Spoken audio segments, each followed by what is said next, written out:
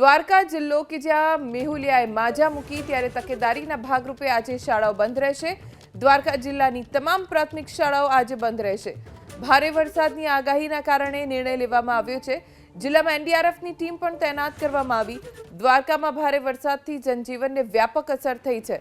ખાસ કરીને પશુઓ તણાવવાની ઘટના વધુ જોવા મળી। દ્વારકામાં અનરાધાર વરસાદ વરસ્યો, પરિણામે નદીઓ ઉફાન ઉપર જોવા મળી। નદીઓના પાણી ગ્રામ્ય વિસ્તારોમાં ઘૂસી ગયા। કેટલાય એવા રસ્તાઓ કે જે જળમગ્ન બની ગયા। ખેતરોમાં પાણી ભરાઈ ગયા છે। લોકો ઘરમાં રહી શકે તેવી સ્થિતિ નથી, કેમ કે તેજ પાણીનો પ્રવાહ ઘરની બહારથી જ પસાર થઈ રહ્યો છે। કોઝવે, રસ્તાઓ, બ્રિજ બંધ થઈ ગયા છે। વાહન વ્યવહારને અસર થઈ છે। આવી સ્થિતિમાં દેવભૂમિ દ્વારકા જિલ્લામાં શાળામાં રજા જાહેર કરી દેવામાં આવી છે।